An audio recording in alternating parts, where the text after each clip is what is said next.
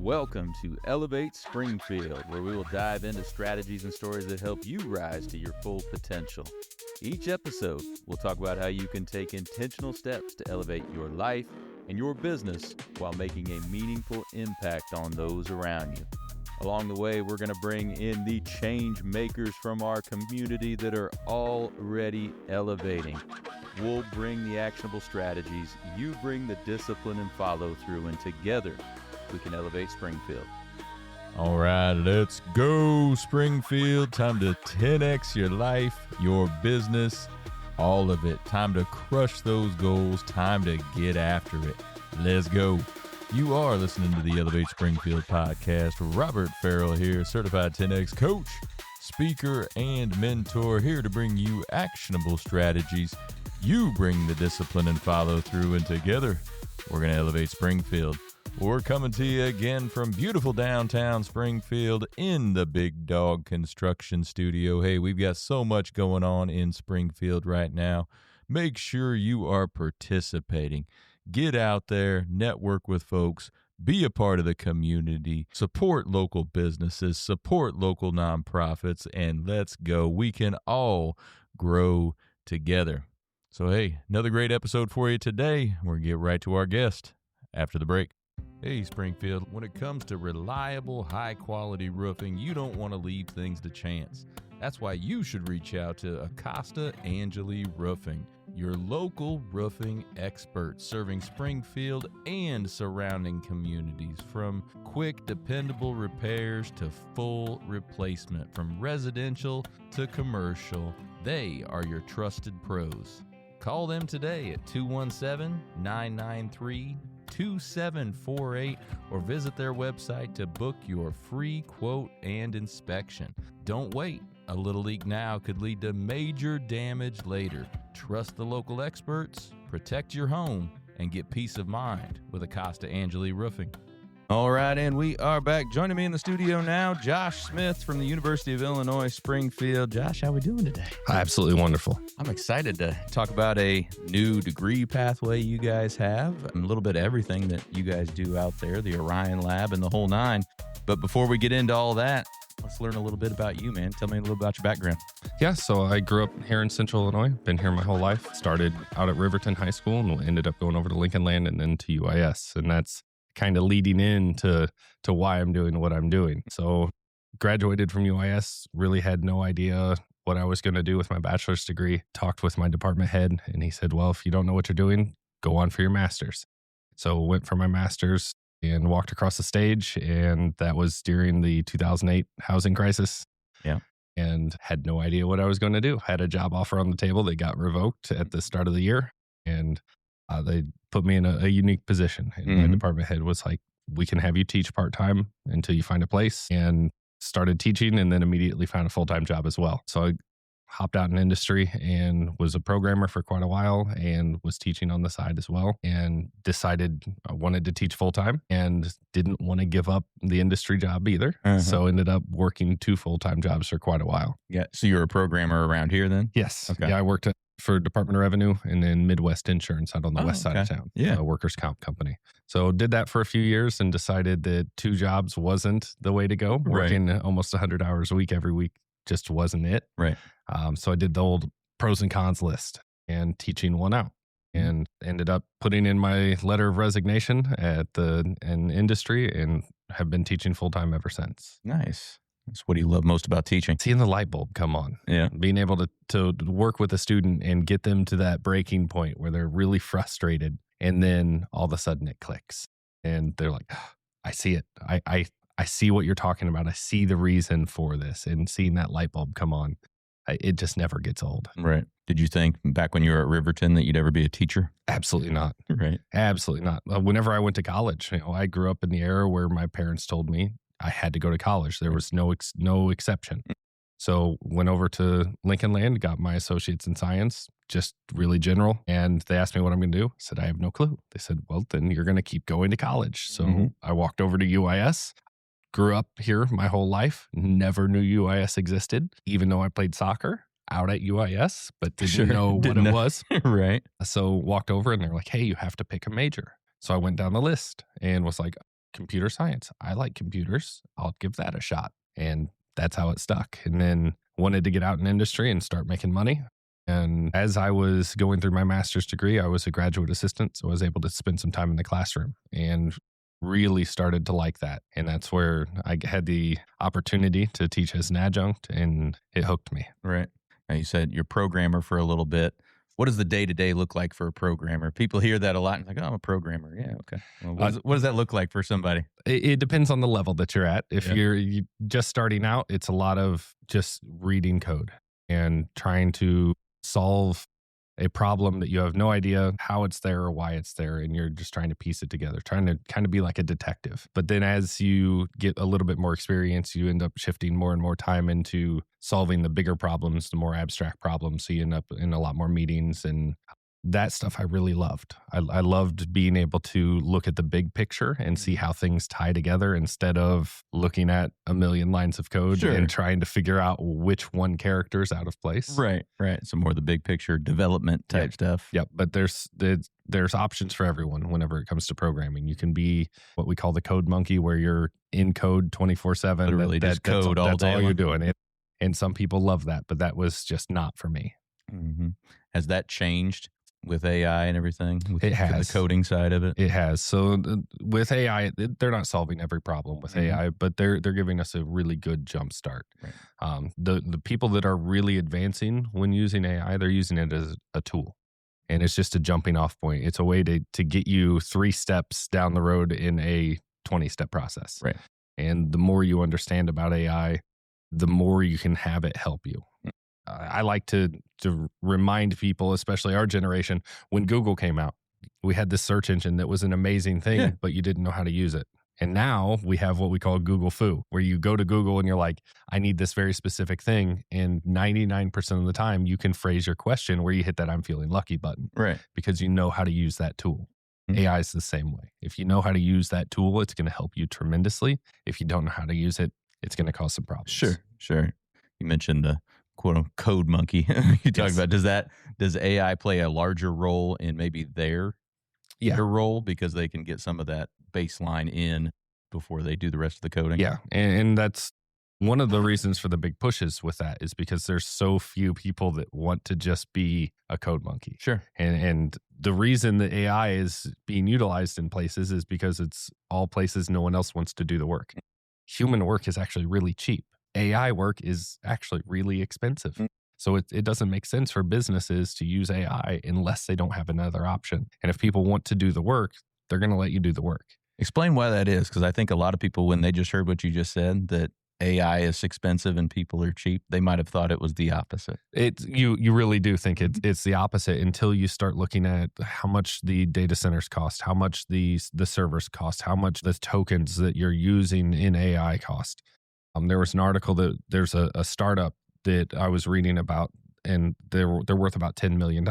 They're spending almost $1 million a month on AI because they don't have their own servers, they don't have their own equipment because it's expensive. Right. And it's really simple to hop on your phone and use ChatGPT. Of course, yeah. But that's our version. That's for just individuals. Once you want to scale that up and once you want to add privacy and security, that gets really, really expensive. Sure. And when you say tokens, for those that might not know what that is, what are tokens when it comes to AI? So it's every time you ask a question or you're asking for a response, depending on the depth and accuracy of the response, they charge you tokens. It's basically their own version of currency. Sure. Just to keep track of how much you're utilizing and how much you're costing them. Right. So that's why when you have ChatGPT or Claude or something, you upgrade to a higher package because you're using more tokens. Yes. Correct? Yep. And they're wanting the average person to use it so that whenever you go out into industry, you're like, oh, I like using this. My company should pay for it.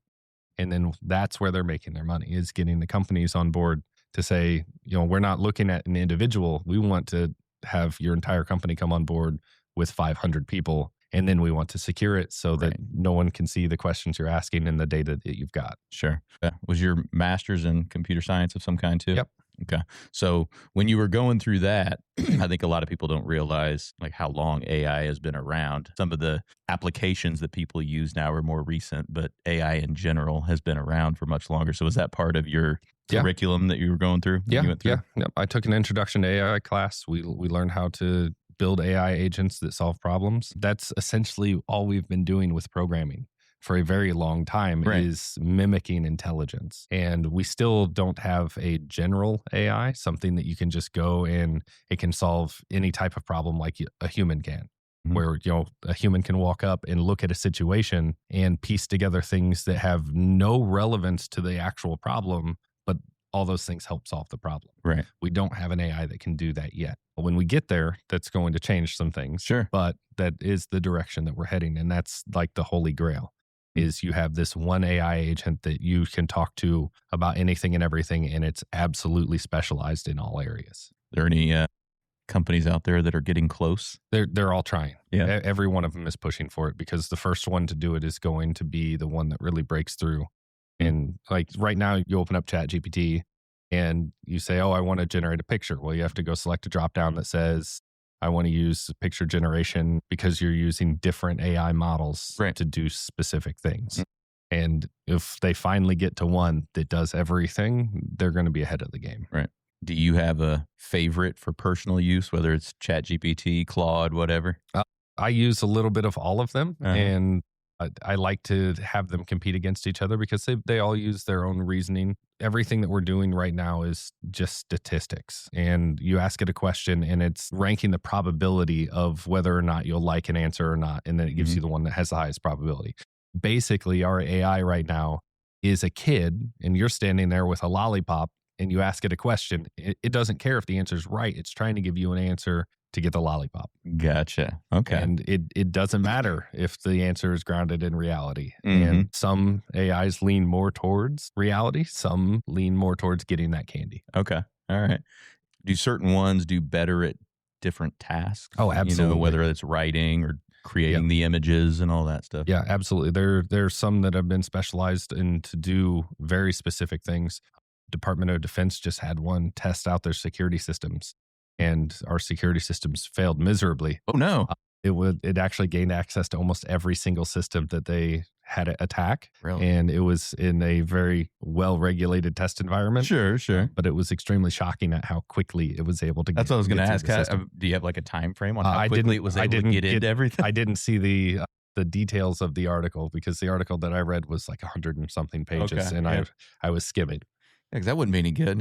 Yeah, able to break in about 15 seconds. Yes, Yeah. and we've been doing this for quite a while. Right. I think it was 2016 or 2017. I went to a conference in Las Vegas called Black Hat. Mm-hmm.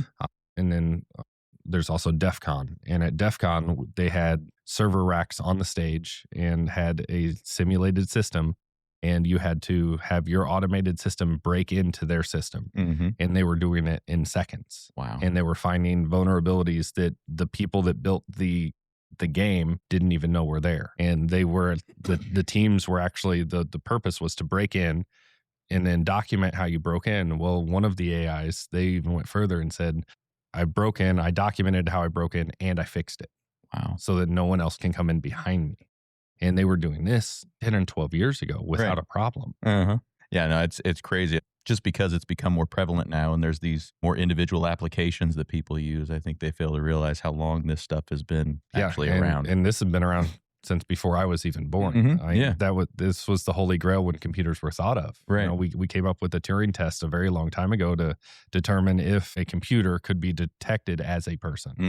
And passing the Turing test was one of the first hurdles, is can you make a computer talk to me in text and I can't tell that it was a computer? Right. That was one of the very first litmus tests that we did, and we passed that a very, very long time ago. Yeah. So what are some of the applications that maybe larger companies utilize AI for? Solving the tedious problems, the things that no one wants to do. The I have to click 27 times to get this process done. Right. And then figuring out how to make that process quicker and better and easier. That's where the companies that are really making the money are making those changes. They're not saying, I need to solve this problem. It's, I need to solve this problem in a better, more efficient way, so that even if we do go back to using humans for everything, the process has been streamlined, because we now have this AI agent that's looking at everything we're doing, Right. and analyzing everything. A lot of the companies now are using the AI voice agents and everything now too. It used to be where you could absolutely tell, but some of them have gotten pretty darn good. Yes. Yes, they have.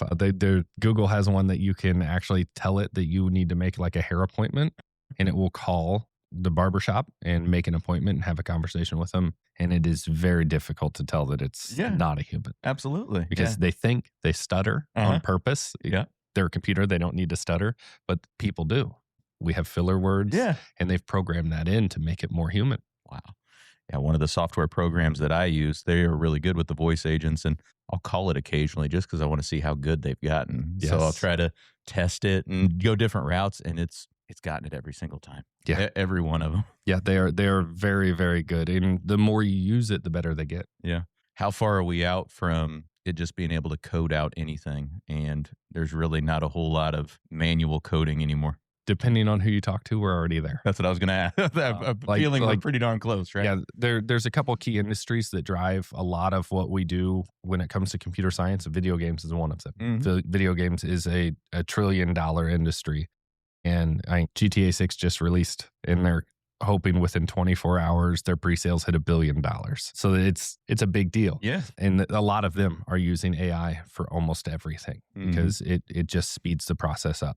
Because in an industry that's moving that quickly and there's so much money, it's not about can you make the best game? It's can you produce something that gets people's attention for long enough for them to buy it and then move on.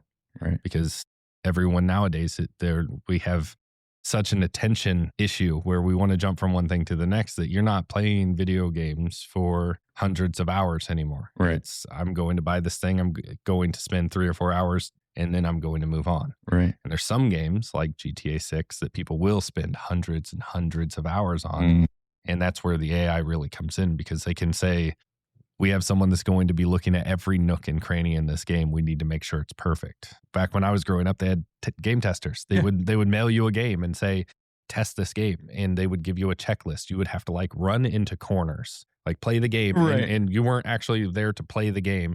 You were just taking your character, running into walls, making sure that the walls were actually there and making sure that there were solid objects. Right. You didn't go through a wall inadvertently. And we used to have to do that manually because back in the day, they'd burn it on a disc or put it on a cartridge and there was no updates. There was no fixing something once they found out it was broke.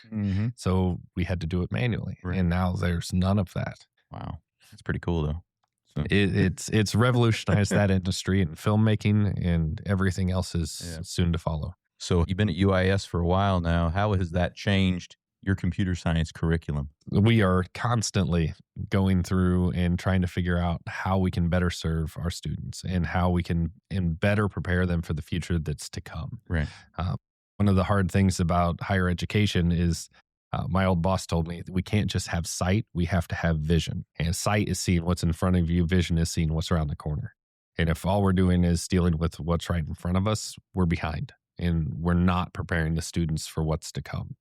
And UIS has been very good about trying to look around the corner and see what's coming and be adaptive. And our computer science program is no exception to that. We've made AI courses. We've been in data analytics and big data for a very long time. We're transitioning a lot more into AI and cybersecurity because those are the two biggest things that we have to worry about now. Keeping our data safe because data is the number one currency in the world. So you have to have good cybersecurity to keep all of that safe. And then once you have the data, you have to be able to do something with it. And that's where AI comes in. Right. So what are some basics for folks that might not be tech savvy out there, might not know much about cybersecurity? So you've got AI that can, like you talked a minute ago, crack into anything pretty darn quick. What are some basics that companies have to do to make sure all their data is safe? The number one thing is change passwords. I know people hate it, and because they ask you for passwords that have capital letter, lowercase letter, Give me a 16-digit password, right? So the issue that humans have is we are very simple creatures and we don't like long passwords. Well, a long password is actually the best password. Length matters more than anything. Years ago, back when I was a student, we could crack a 14-character password no matter what characters you used in under 2 hours. And you bump that up from 14 characters to 17, it would take us 2 years. Oh, wow. Just for 3 more characters. Just for 3 more characters, because you have to think every character adds the option of every number, every letter, every special character that you then have to try. And because when we crack passwords, we brute force.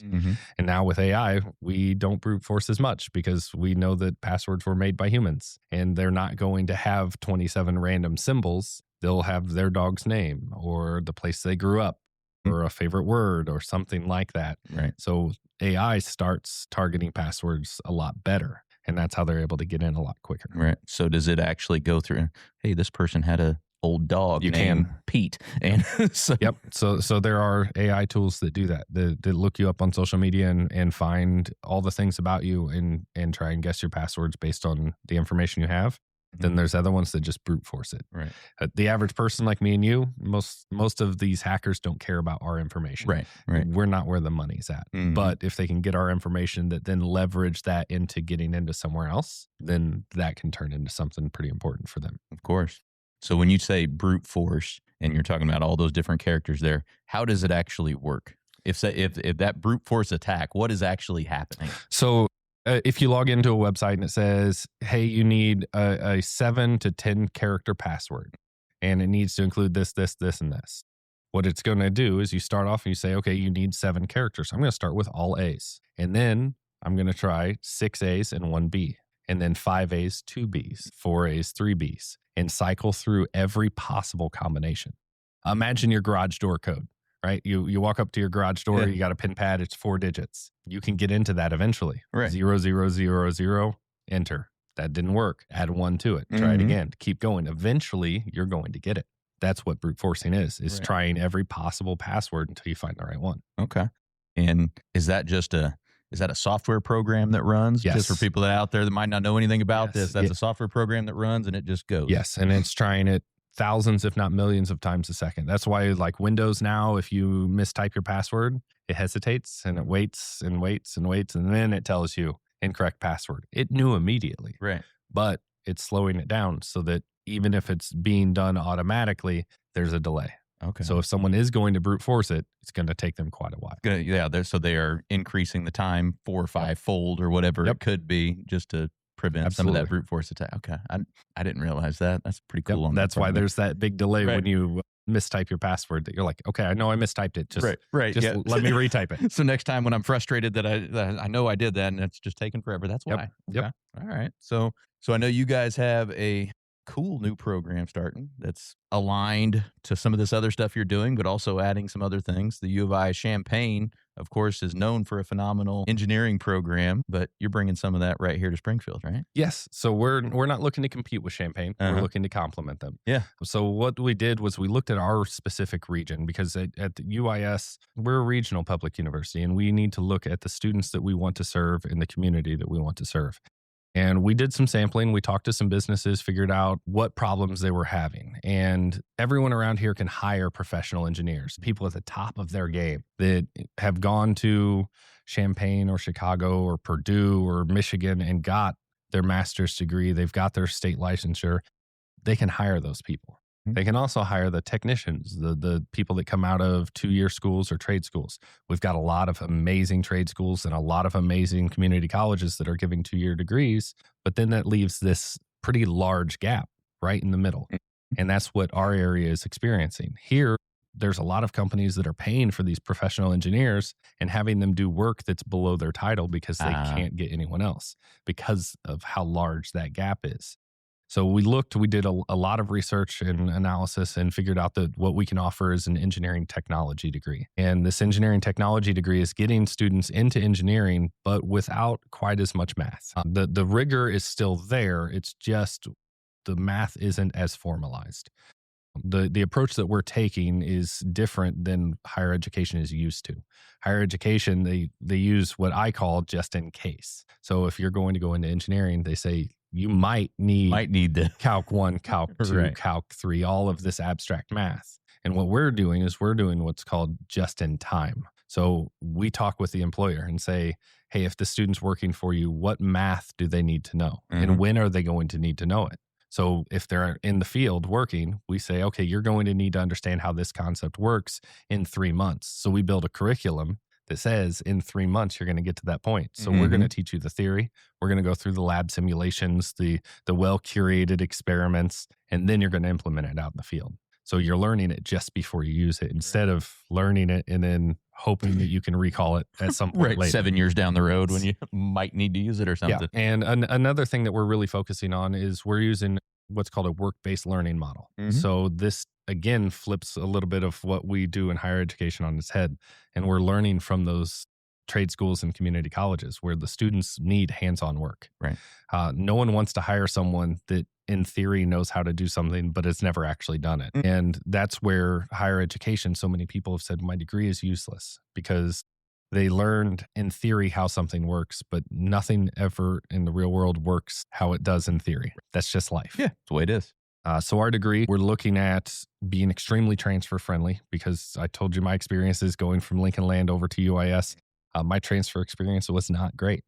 I did not have a bunch of money growing up. My parents were not well off, and I ended up backtracking and had to spend a bunch of extra money because the transfer process wasn't transparent. It wasn't built for a kid like me. Right. And that's one of the huge focuses I'm having is making sure that every student that transfers in has minimal backtracking, if any. We're trying to get it to zero, but Sure. again, that's in theory. Right.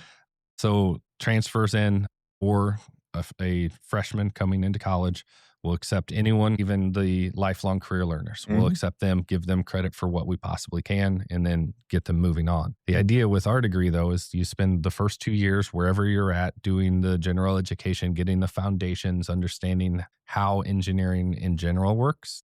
And then we put you into a work-based placement. So kind of like the old school apprenticeships where we make sure that you're a well-rounded individual and you can do the basics. And then we put you out in the field and you're learning from someone who does this every single day. You're learning from the professionals, not from someone who can tell you how it works in a textbook. So valuable. Yes. So valuable. And then at the end of our degree, you're going to have 2 years of work experience and a 4-year degree. And that 2 years of work experience is paid for your degree. Come on. So the students in this region, I think, are really going to benefit from the approach that we're taking because we're removing as many of these barriers as possible. Right. Everyone that looks at college, they worry about two things. How long is it going to take me? How much is it going to cost me? And we're reducing the amount of time that it takes you because we're putting you out in the workforce and we're overlapping your experience in the workforce with what you're doing in the classroom. Right. So you're not spending 40 hours at work and then spending 40 hours a week in school. We're overlapping it as much as possible. And then we're also making sure that you get paid for it. Yeah. No, I love that. And that's, I mean, that takes away, like you talked a minute ago, at the end, a lot of times people, they have the piece of paper, but no experience to back anything up. Yep. With this, they've got both. Absolutely. They've got the degree plus the experience in the field. Let's go. Yeah. And at UIS, we really focus on our rural community. We have the Prairie Promise to where if you qualify for the MAP grant, the university will pick up the rest of your tab. So that a lot of the students from this area can actually go to the university for free. That's huge. I'm not sure a lot of people know about that. No, a lot of people do not. And it's really easy. You call our registration office and they'll walk you through the whole process. We have an amazing team there and their goal is to get you into the university for free. Right. That's what they want because we're still getting paid as a university, so we're not losing money. And it helps our community the most if we can get you in there and have someone else foot the bill. No doubt about it. No, that is phenomenal. When you were talking about going to companies and kind of gauging that need, doing the needs assessment in the community, what were some of the companies that could potentially benefit from something like this? Where could some of these folks work? Every single place we've talked to. Good. So obviously we're in Springfield. So every state agency we've talked to, DNR, CMS, IDOT, every state agency says we need to fill the ranks. We need people. And what they're struggling with is they need people that want to be in or around Springfield. And the community that we're looking at serving are the place-bound students, the ones that grew up in small-town USA that have never thought about leaving and going to a big city, that need to stay close to home for a multitude of reasons. And those are the ones that stay here for life. And that's what we need. We need to grow talent here, and we need to invest in the people that want to stay here and want to be here. And there's great jobs, there's great opportunities, but there's a disconnect between the potential student and those opportunities, and we're looking at bridging that gap. I love it. But we've talked with almost every engineering firm that is in the phone book and working with consulting firms, everyone, construction companies here in town. We're working with them as well because everyone needs an engineer. They may not need it in title, but they need it in practice. They need someone that can solve problems and think critically. And that's what we're really producing. Well, this is huge for the community. So when does it all kick off? So we are official now. We made it through IBHE, which is one of our big accrediting bodies that make sure that we're offering a degree that's worthwhile and potentially monetarily viable. And IBHE, just Is for folks that don't know. Illinois Board of Higher Education. There we go. And so they approved us actually last week, and our degree is going to start fall of 27, but we are looking at getting students starting now so that we can get some of those introductory courses out of the way so that once we go live, they can roll straight into the program. Phenomenal. That's going to be great. I sure hope so. This has been a long time coming. I've got a lot of great support behind me. My dean, Travis Bland, he's absolutely amazing. He's the dean at UIS from over my college, which is the College of Health Science and Technology. And we have really been following his lead on how to transform UIS and what we're known for. Because if you ask people around here, what is UIS known for? Yeah, you might not get much of an answer, really. Sometimes the answer is what's UIS? And that's a problem considering we are the four-year university in Springfield. Yeah. It's just we're not downtown. Springfield's not a university town. So with us being off campus, it's easy for people to overlook us. And we're making sure that that's no longer an option. Right.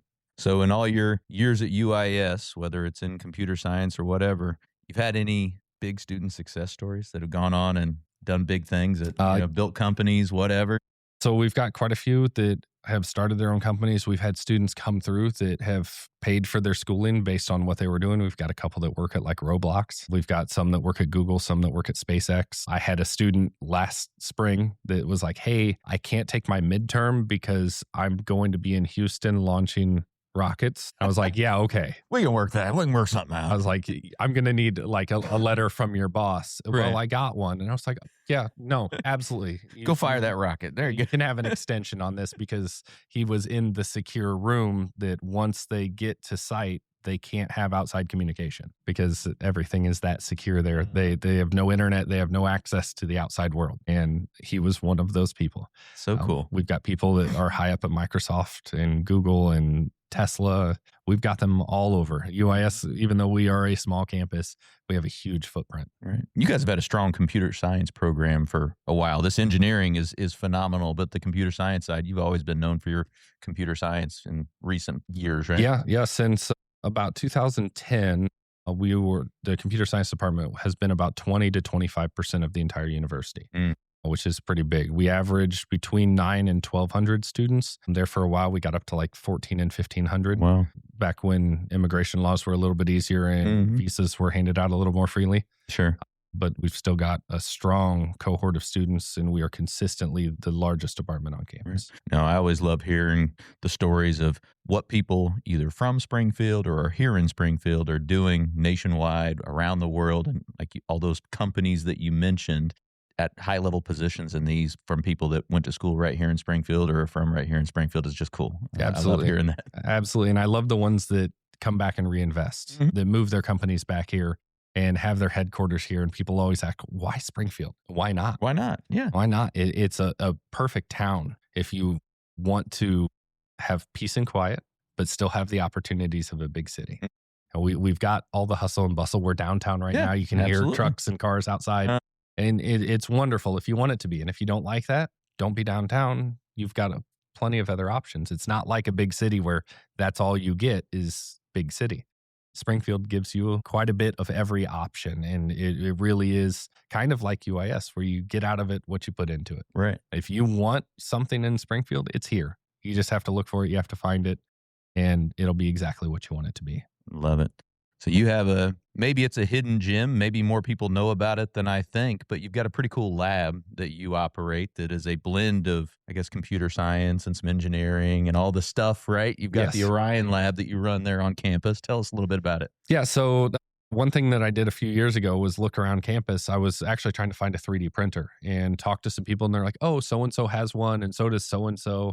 So I started walking around, and I ended up finding almost 30 3D printers on campus, right? But they were all locked in people's offices. And at that time, I was running a robotics lab, and my lab was very exclusive. You had to be a computer science major interested in robotics and be willing to donate 100 hours of your time every spring semester. Sure. So that brought our 5,000 students on campus down to about 5 that were interested. Sure. And when COVID hit, this is when I was looking for 3D printers. I had the opportunity to really reassess what I was doing. And I wanted to take a completely different approach. And instead of making it exclusive, I wanted it to be as inclusive as possible. So a few key things. I wanted everything there to be free. and I wanted to utilize every resource on campus I possibly could. So I started going around and asking people, not can I use your 3D printer? Can I have it? Right. And the people that I couldn't get a hold of, I would take it and leave a note that Sure. says, your 3D printer is now in this place. If you need it, let me know. I'll bring it back. No problem. If you just want to use it, come use it and I'll maintain it. I'll make sure that all the software is updated. Everything works perfectly, but it's in this lab for everyone to use. I'm guessing nobody said bring my 3D printer back. Not a single person. And it started with the 3D printers. We're up to, I think we're at 19 3D printers now that are housed in the lab. And then we started branching out because I started noticing more and more technology and resources just sitting there going to waste. So we have servers that we let people run AI models on and programs. We have Bitcoin miners that we let students come in and play with. We've got high performance computing. So basically game stations that students can come in and utilize. We've got our robotics. We've got wide format printers that were sitting around campus that people weren't utilizing. Basically any resource that was on campus that people weren't utilizing, I brought it to my lab and said, it's here and it's free for anyone and everyone. So you don't even have to be a member of the university, just a person. Yeah. Come in and utilize it and I will never charge you a dime. Yeah. I brought a group of younger kids there one time and they had a blast. It was awesome. Yeah. And that's actually what led into engineering. That was the first step for this whole engineering program. As you know, I started at Orion Lab and then I started with Innovate Springfield, our TechX program over at CACC for these juniors and seniors, getting them into engineering. Yeah. And what's cool about that is you're talking about the credit, not having to go back. And how much credit are you able to offer those high school students? So last year we gave them 9 college credits for free. So it's roughly 1 full semester. We're wanting to bump that up. And we had to go through proof of concept, everything at the state agency, which UIS is state agency, right? Policies and procedures. Oh, yeah. So we had to give the proof of concept to make sure that this was something viable. And the university's wholly on board. Our chancellor is behind me 100%. And so is our provost and my dean. So we're going to be trying to expand that up to 30 credits for my students that come through 2 years. So that's huge. That's 25% of your college, absolutely free and taken care of before you graduate high school. Right. And that's going to be massive. Yeah. And it creates a great pipeline into that program. Yes. So. And we're expanding it out to 5 different technical centers in the area. And then I'm hoping to get to between 20 and 30 within the next year. Oh, heck yeah. We don't want to disrupt what you're doing with community colleges. We don't want to disrupt anything that you already have in place. What we want to do is we want to add to it and let these students know there's opportunities. And that so many times I talk to a high school advisor and I'm like, have you considered sending these kids to CACC or somewhere else? And they say, no, they want to go to college. Right. So we don't want to send them to the technical center. Like, you're hurting them. Yes, exactly. Because we have opportunities at technical centers. We have these partnerships where they actually have a much higher chance of success and a much bigger advantage if you take this path. And that's where we're looking at stepping in, is creating pathway coordinators that go out to all of these technical centers in every high school in the region saying, here's a possible pathway that you can utilize and here's how much it's going to save you in both time and money. It's huge. It's massive opportunity. Huge. Yes. Massive opportunity. And I've been at the top of my little mountain screaming it as loud as possible. Right. And it hasn't been enough. So we're making it bigger and giving me a megaphone so that we can reach more people. Absolutely. Hey, I'll go out there with a megaphone with you. Double team there. Yeah, let's do it. Get after it. So those 3D printers that you're talking about, a lot of that is rapid prototyping. So how is that utilized in industry? So rapid prototyping is everywhere. That's what AI is in software engineering, is let's build this concept. Let's work on a proof of concept to make sure that the thing that we're doing is viable. And with rapid prototyping, you can do that in-house now. So if you are a company that's trying to build something, instead of designing it and sending it through the whole process and then sending it off somewhere to get it produced, get your one-off back to go, oh, we need to make this small change. Right. We need to do this. And that's a multi-week, if not month process. Instead, you design it, you print it on your printer, you go to lunch and come back and you have a product in hand. So then you can make your tweaks and say, in theory, this worked, but in practice, this hole was a 16th of an inch off, or it doesn't feel right in your hand. You know, that's a big thing. It's, you know, if you're making something that someone wants to hold or interact with, it needs to feel right. Right. And absolutely.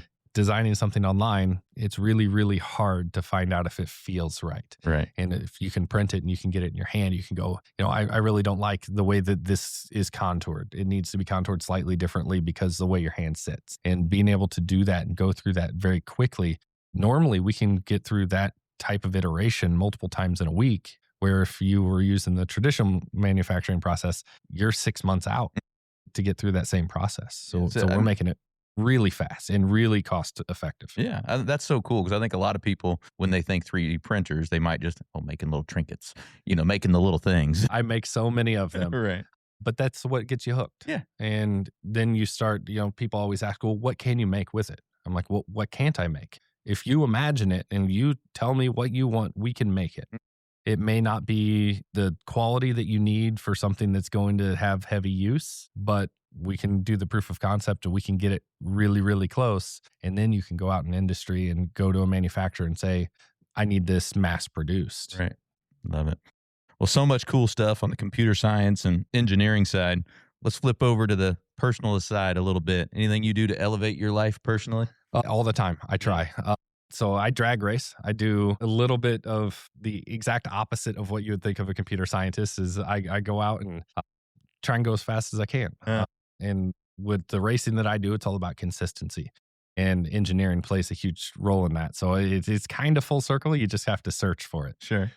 So with the drag racing and building race cars and classic cars and golf and video games, I'm kind of all over the place. But everything that I'm doing, I'm trying to make sure that I'm building towards that better future and building towards a future that I want my kids to be proud of and something that's going to last. And everything that I'm doing is for that purpose. And that goes all the way back to the engineering program. I want my kids, my 2 kids, I want them to go to UIS. And the only way that's going to happen is if UIS is good enough to stand the test of time. Right. And that's how I try to look at everything that I'm doing.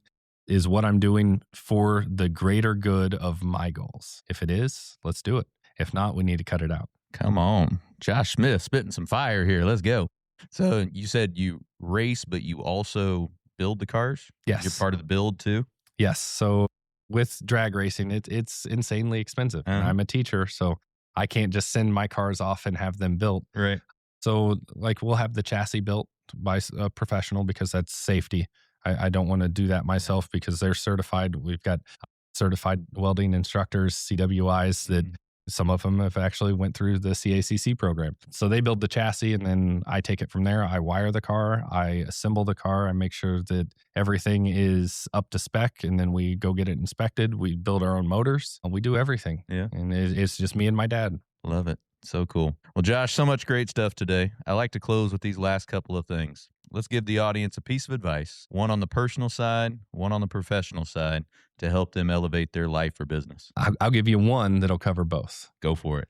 Stay curious. Question why things work and how they work, not just go out and use things. Look at things and go, how? Why do we need this? Why does it take them 6 months to redo a bridge? Think of the process, and then you'll start to appreciate everything around you. And once you start doing that, you'll look for the things that you're appreciative of. Like, I'm really thankful that the storms that came through, those signs that hang over the overpass didn't blow over. Right. Why didn't they blow over? Mm-hmm. Why didn't we lose all of our stoplights in town, even though they're only mounted on one side and come up and hang all over, the way over, and they bounce like crazy in the air? Right. Why didn't they fall down? What went behind that? Ask those questions and you'll start to appreciate all the things around you instead of just looking for the negatives.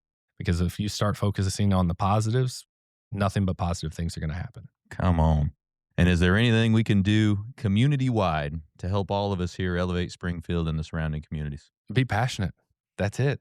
Just if there's something about Springfield that you love or the community that you're from, be passionate about it. Tell people about it. Love it. And let people know that you love it.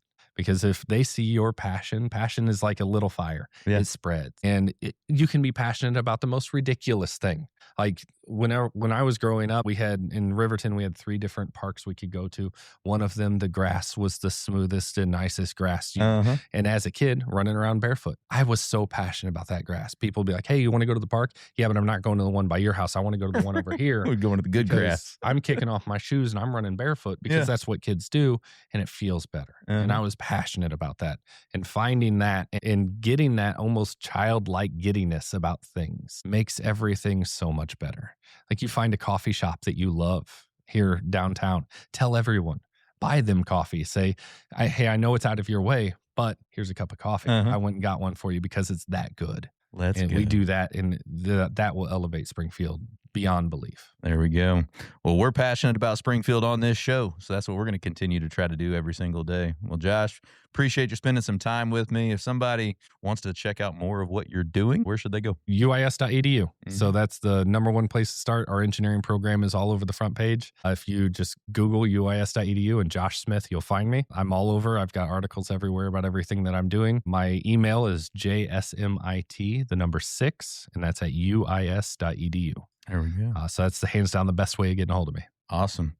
Well, thanks again for stopping by today. Not a problem. Thank you for having me. All right. We're going to let Josh get back to elevating Springfield, but for the rest of y'all, we'll be right back. Looking for expert tree care with hometown integrity? Look no further than Sangamon Tree Service. They're your trusted local pros, delivering quality workmanship, exceptional customer service, and fair, honest pricing every time. Whether it's trimming, removal, or storm cleanup, their team brings professionalism and care to every job, big or small.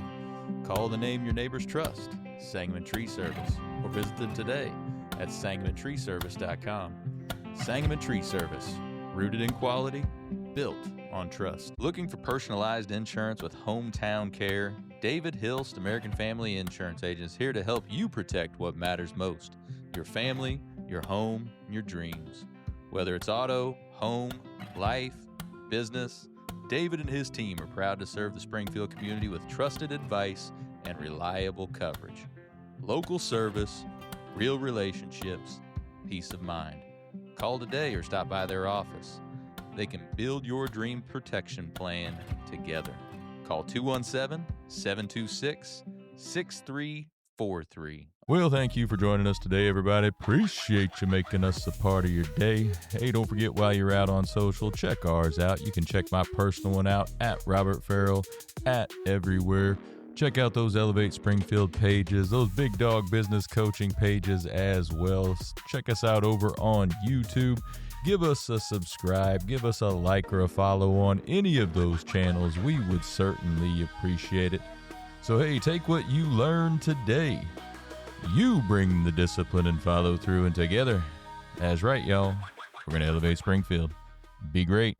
When I first walked into Shudokan Karate Club, I was just looking for a way to get stronger, but what I found was so much more.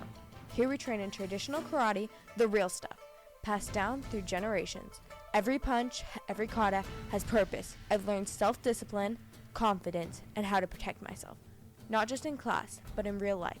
It's not about being aggressive, it's about being prepared. This is more than a club, it's a way of life. Join us at Shudokan, traditional, powerful, real. Ki-ai!